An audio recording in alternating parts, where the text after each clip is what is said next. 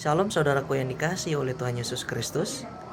Pada hari ini kita akan membahas firman Tuhan yang terdapat dari kitab Kejadian 4 ayat 9. Nah, kitab Kejadian 4 ayat 9 ini berisi tentang pertanyaan Tuhan kepada Kain akan apa yang dilakukannya kepada Habel. Pertanyaan Tuhan kepada Kain yaitu, di manakah Habel adikmu itu?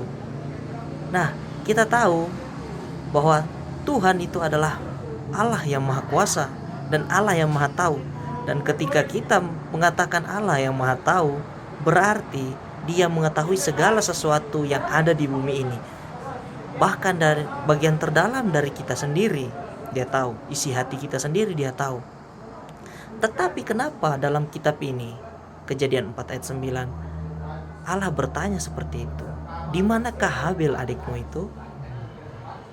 Ini pasti mengundang pertanyaan bagi kita, bahwa kenapa Tuhan bertanya?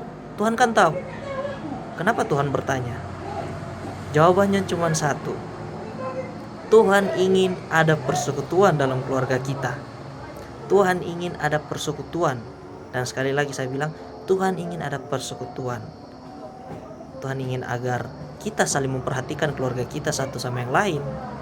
Tuhan ingin agar kita saling mengasihi satu sama yang lain dalam keluarga kita, sebagaimana tubuh Kristus itu sendiri.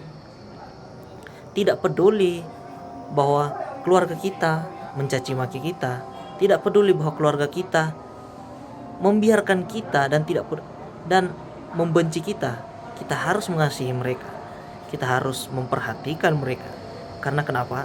Itulah yang dikehendaki oleh Allah itu sendiri. Dia sudah memberikan contoh kepada Kain bahwa harus ada keteraturan dalam keluarga itu sendiri. Harus ada kasih dalam keluarga itu sendiri. Anak menghormati orang tua, tidak menganggap remeh orang tua. Orang tua tidak sewajarnya melakukan hal yang tidak sewenang-wenang kepada anak, tidak mengatakan hal yang tidak wajar kepada anak. Kakak dan adik harus rukun satu sama yang lain, tidak saling membenci, tidak saling iri. Itulah yang dikehendaki oleh Allah. Bagaimana dengan kehidupan kita?